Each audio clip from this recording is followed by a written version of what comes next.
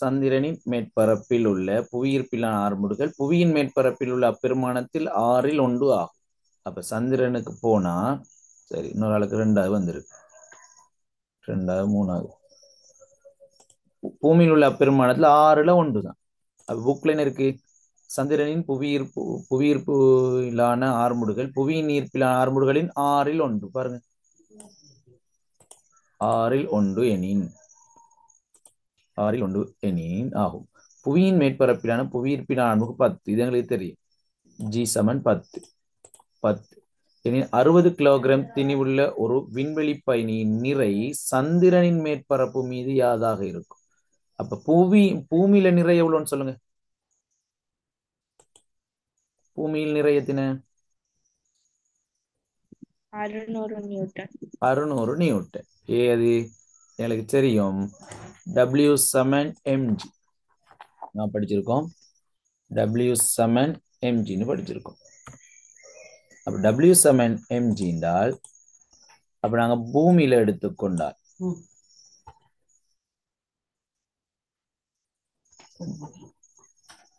பூமியில m எத்தனை? 60 தர G எத்தனை? 10. இப்ப உங்களுக்கு பார்க்கலாம். இப்ப இதை சந்திரனுக்கு எடுத்தால் இப்ப என்ன மாற்றம் வரும்? 600 பிரிக்கிறதுக்கு முதல் ஒரு வேலை செய்யலாம். இந்த 10 சந்திரன்ல 6ல் 1 அப்படித்தானே? எனது சந்திரனின் மேற்பரப்புல புவியீர்ப்பிலான ஆறுமுடுகள் இந்த 10 சந்திரனுக்கு போன என்ன ஆகும்? 6ஆல பிரிபடும். 1 6 ஆகும். விளைஞ்ச பிள்ளைகள் இதை போட்டீங்கன்னா சரி, 1 6 இதுதான் செய்க வேண்டும். சரியா? அப்ப பார்ட் 2க்கும் வரலாம். நீங்க பார்ட் 1ல பாப்பீங்க, அடிக்கடி இருக்கு இந்த கேள்வி. சரியா? ஆகவே இதை சுருக்கி நேத்தின 600 6ஆல பிரிக்க போறோம். 600 6ஆல பிரிச்சு ஏத்தின 100 நியூட்டன். சரியா? அப்ப 1 விட 2 விட அடிச்சாக்கள் இதுதான் செய்க வழி. இதை பார்த்துக்கணும். அதாவது இதைத்தான் 6ல் 1 நாங்க தரப்பட்டது. ஆகவே 32க்கு 3வது விட. சரியா? 100 நியூட்டன். சரியா? விளைஞ்ச பிள்ளைகள் புத்தகத்துல கேள்வியை பாருங்க. ஒரு பொருளின் திணிவு 600 கிலோகிராம். அதன் நிறையாது புத்தகத்துல செய்க வழிதான் 600. 60 தர 10 600 நியூட்டன். நம்ம தந்திருக்கு உங்களுக்கு வரும்னு சொல்லி. சந்திரனின் மீது புவியீர்ப்பிலான ஆறுமுடுகள் புவியீர்ப்பினாலான ஆறுமுடுகளின் 6ல் 1 எனின். அப்ப இந்த 10 போட்டு நாங்க என்ன செய்யணும்? 6ல் 1 போடணும். எனின் சந்திரனின் அதன் நிறையாது. அப்ப 60 தர 10 போட்டு அந்த 10 எத்தனை மடங்கு? 6ல் 1 மடங்கு. அப்ப 600 6ஆல பிரிச்சால் 100 நியூட்டன். இதே விஷயம்தான் பாஸ்ட் பேப்பர்லயும் இதே விஷயம் தான் வந்திருக்கு. புத்தகத்திலையும் இதே விஷயம் தான் வந்திருக்கு. புத்தகத்துல கேள்வியெல்லாம் திரும்ப பிள்ளைகள் செஞ்சு பாருங்க. டவுட் இருந்தால் ஸ்கூல்ல டீச்சர் மாற்றியோ இல்லை டியூஷன்ல டீச்சர் மாற்றி கேளுங்க, இல்லாட்டி என்கிட்ட அனுப்புங்க, வாட்ஸ்அப்ல நான் சொல்லித்தரேன். சரி, 2017ஆம் ஆண்டு பார்ட் 2 கேள்வி. இது மிகவும் நடைமுறையோட உள்ள கேள்வி. சரி, அதுவும் ஒரு படம் இருக்குன்னு நினைக்கிறேன். இந்த படத்தில் இருக்குது. சரி, ஆன்சர் என்ன? இதுதான் இது புத்தகத்தில் விஷயம். முன்னோக்கி வீசப்படாமல் இருக்க. சரி, ஓகே சமிகா. சரி, வீதி ஒன்றின் வாகனம் ஒன்று செலுத்தப்படும் போது அவதானமாக இருக்க வேண்டியதுடன் வீதி முறைகளையும் கடைபிடிக்க வேண்டும். ஒரு அட்வைஸ் ஒன்று பண்ணியிருக்கு. வாகனம் ஒன்றில் பயணம் செய்யும் போது சாரதியை போன்றே பயணிகளும் ஆசனப்பட்டி சீட் பெல்ட் அணிய வேண்டும். முக்கியமா இதற்கான காரணம் என்ன? ஏது சீட் பெல்ட் நாங்க போடணும்? நீங்க பைக்ல சொல்லுங்க. போடணும். இப்ப பைக்ல போயிட்டு இருக்கீங்க, நீங்க பைக்ல பின்னுக்கு இருக்கீங்கன்னு வச்சுக்கொள்ளுங்க. அப்படியே திடீர்னு பிரேக் அடிச்சா, அல்ல பஸ்ல போகும்போது திடீர்னு பிரேக் அடிச்சால், போய்கொண்டிருக்க வாகனம் பிரேக் அடிச்சா நீங்க எங்க போவீங்க? முன்னுக்கு போவீங்களா பின்னுக்கு போவீங்க? முன்னோக்கி. ஆகவே இந்த வாகனம் போகும்போது என்ன நடக்கும்? நீங்க முன்னோக்கி வீசப்படாமல் இருக்க. சரியா? அப்ப என்ன விட தடுப்பு பிரயோகிக்கும் போது முன்னோக்கி வீசப்படாமல் இருக்கு. அப்ப சீட் பெல்ட் போட இல்லாட்டி நீங்க அப்படியே முன்னோக்கி வீசப்படுவீங்கன்னு தான் சொல்லப்படுது. சரியா பிள்ளைகள்? தடுப்பு பிரயோகிக்கும் போது முன்னோக்கி வீசப்படாமல் இருக்கு. நீர் ஒன்றில் குறிப்பிட்ட விசையுடன் தொடர்புபட்ட இயக்கம் தொடர்பான நியூட்டனின் விதியை எழுதுக. நியூட்டனின் விதி முதலாம் விதி. எத்தனாம் விதி வரும்? முதலாம் விதி. முதலாம் முதலாம் விதியா? வேற விதிகள் வருமா?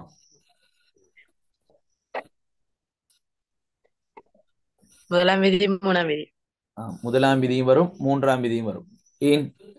வாகனம் போய்கொண்டிருக்கும் போது புறவிசைகள் தாக்கையில ஓய்வில் உள்ள பொருள் ஓய்விலே இருக்கும், இயங்கிக் கொண்டிருக்கும் பொருள் இயங்கிக் கொண்டே இருக்கும். இதுதான் முதலாம் விதி. அப்ப வாகனம் போய்கொண்டிருக்கும் போது நீங்க அப்படியே இருப்பீங்க. திடீர்னு பிரேக் அடிச்சால் புறவிசை ஒன்று தாக்கப்படுது. புறவிசை தாக்கப்பட்டால் ஏன் முன்னோக்கி வீசப்படுறீங்க என்றால், வாகனம் ஓய்வடையும் போது வாகனத்துடன் தொடர்புடன் உள்ள உங்களோட உடம்புட பகுதி ஓய்வடையும். ஆனால் தலைப்பகுதி வாகனத்துடன் தொடர்பு பட இல்லை, அது இயங்கிக் கொண்டே இருக்கு. அதனாலதான் தலை முன்னுக்கு போற மாதிரி எங்களுக்கு விளங்குது. தலை முன்னோக்கி இயங்கிக் கொண்டே இருக்கு. அதன் அடிப்படையில் பார்த்தா அது முதலாம் விதி. மூன்றாம் விதி என்ன? எந்த ஒரு தாக்கத்திற்கும் சொல்லி முடியுங்க பாப்போம். மூன்றாம் விதியை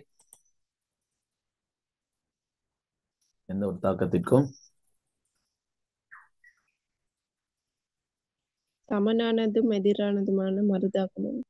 சமனானதும் எதிரானதுமான மறுதாக்கம் உண்டு. அப்ப மூன்றாம் விதி. அப்ப திடீர்னு நாங்க பிரேக் அடிக்கும் போது எங்களுக்கு எதிரான ஒரு விசை வழங்கப்படுது. அதுக்கு எதிரான ஒரு விசையை எங்களோட உடம்பு பிரயோகிக்கும். ஆகவே முதலாம் விதியும் வரும், மூன்றாம் விதியும் வரும். சரியா பிள்ளைகள்? விளைஞ்சனே. இதுல மிச்ச கேள்வி இருக்கு. பாட்டுல மிச்ச கேள்வி எல்லாம் அது நேர்கோட்டு இயக்கத்துடன் தொடர்பான கேள்வி. நாங்க நேர்கோட்டு இயக்கம் செய்யும் போது மிச்ச கேள்விகளை செஞ்சிட்டோம். சரியா? ஓகே. இப்ப 2018ஆம் ஆண்டு 11ஆம் ஆண்டாக்கள் நாங்க செஞ்சிட்டோம் 2 கேள்வி. சொல்லுங்க. அடிப்படை அலகுகளின் சார்பில் விசையின் SI அலகு. 2க்கும் 31க்கும் ஆன்சர் அனுப்புங்க எல்லாரும். 2க்கும் 31.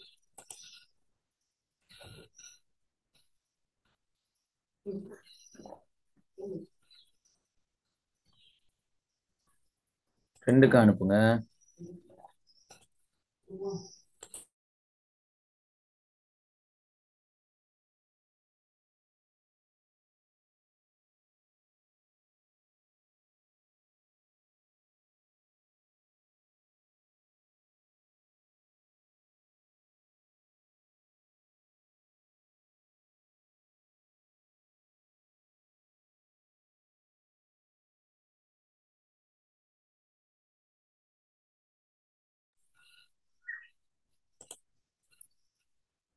ஹம்தா, ராகவி, முஸ்லியாமட், ஷிமர், அனிகா, அம்னா, சமிகா, ருசைகா, ஷம்லா. அடுத்தாக்கள் நஸ்ரின் பானு, ஷஹத், ஆதில் ஹசன், அமானி, அம்ரினுகா, சஃப்னா. ஆன்சர் அனுப்புங்க.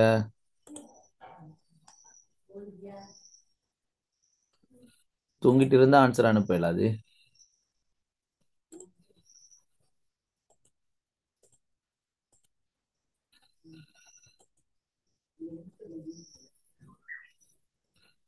பேர் சொல்லி ஆன்சர் அனுப்ப இல்லாட்டி உங்களை நான் ரிமூவ் பண்ண வேண்டி வரும். இல்லாட்டி நீங்க வீடியோ ஆன் பண்ணி வீடியோ சொல்லணும்.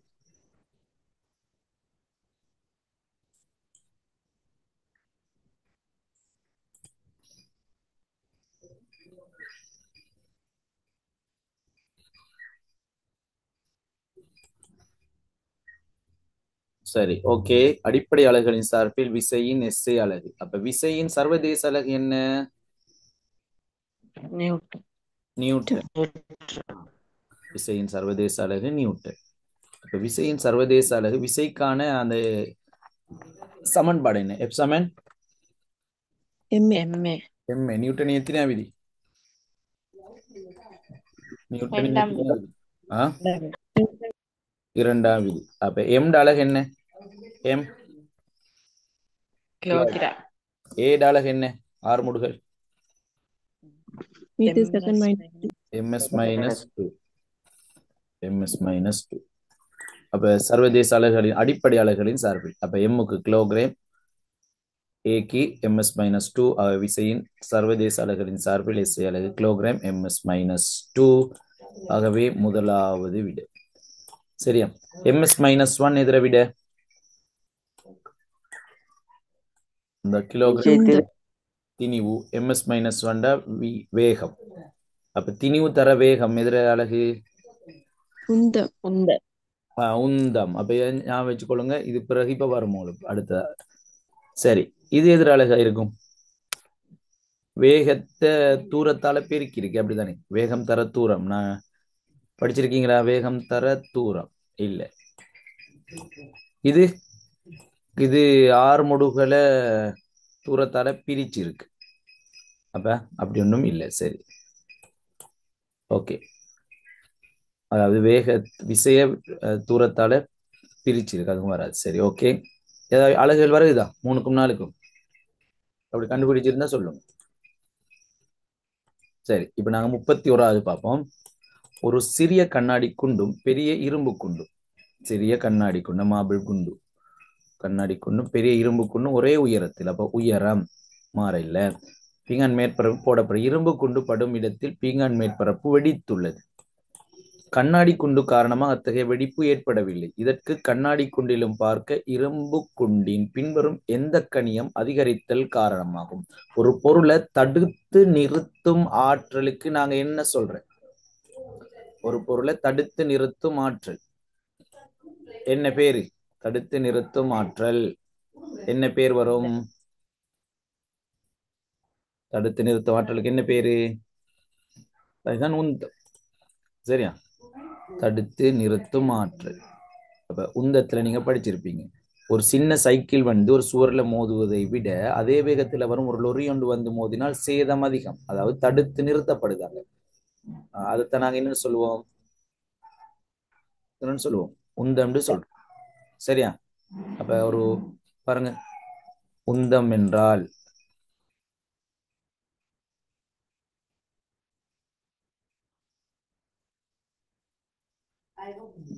தந்து இயக்கத்தை எளிதாக திணிவும் வேகமும் அங்க சம்பந்தப்படுகிற விஷயம் உந்தம் வேகத்தின் பெருக்கமாக வரையறுக்கப்படும்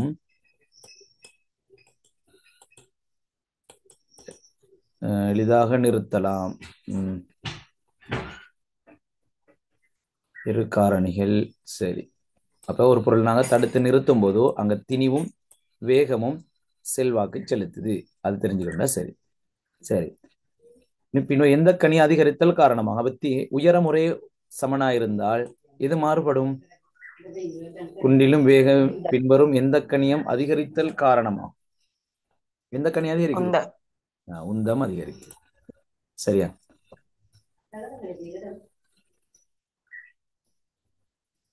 சரி இதுல வேகம் எப்படி இருக்கும் திணிவு தர வேகம் வேகம்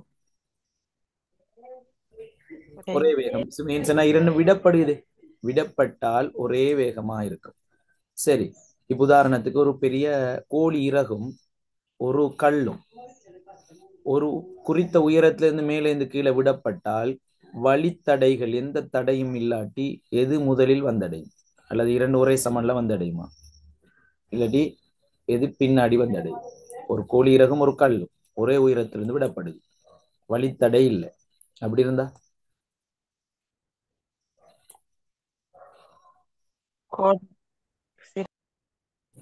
அப்படி எந்த தடைகளும் இல்லாவிட்டால் இரண்டும் ஒரே வேகத்துல ஒரே உயரத்திலிருந்து ஒரே நேரத்துல வந்து சேரும் காரணம் என்னவா சொல்லுங்க ஒரு பொருள் மேலிருந்து கீழ் நோக்கி வரும்போது அதோட வேகம் என்ன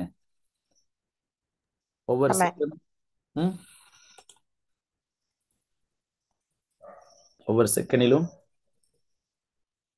10 ms-1 அதிகரிக்கும் அதைத்தான் நாங்க 10 ms-2 சொல்றோம் ஆர்முடுகள் 10 ms-2 அர்த்தம் என்ன புவியீர்ப்பு ஆர்முடுகள் ஒவ்வொரு செகண்ட்லையும் அதன் வேகம் 10 ms-1 அதிகரிக்கும் அப்ப கோழிரகா இருந்தாலும் சரி கல்லா இருந்தாலும் சரி மேலிருந்து கீழ் நோக்கி விழும்போது ஒரே உயரத்துல இருந்து விடப்பட்டா ஒரே டைம்ல வந்து சேரும். நீங்க அழுத்த சக்தின்னு ஒன்று படிப்பீங்க, எம்ஜிஹெச். சரியா? எம்ஜிஹெச் வித்தியாசப்பட்டாலும் அந்த விழும் உயரம் ஒரே அளவாயிரும். ஒரே தடைகள் இல்லாட்டி ஒரே வேகத்துல வந்து சேரும். எதுல வந்து சேரும்? புவியீர்ப்பு ஆர்முடுகளுடன் வந்து சேரும். சரியா? அப்ப 2016 18 செஞ்சாச்சு. 2:31. சரி, அப்ப அடுத்து நாங்க செய்ய வேண்டியது பார்ட் 2 7ஆம் கேள்வியும் ஏனைய எஞ்சிய கேள்விகளும் நாங்க இன்ஷா அல்லாஹ் அடுத்த கிளாஸ்ல செய்வோம். அந்த அடுத்த கிளாஸ் வரும்போது எல்லாரும் கட்டாயம் செஞ்சு கொண்டு வாங்க, நாங்க அதுல டிஸ்கஸ் பண்ணுவோம். ஆகவே இன்றைய கிளாஸை இத்துடன் நிறைவு செய்து கொள்வோம். உங்களுக்கு ஏதாவது சந்தேகம் இருந்தால் என்கிட்ட கேட்கலாம்.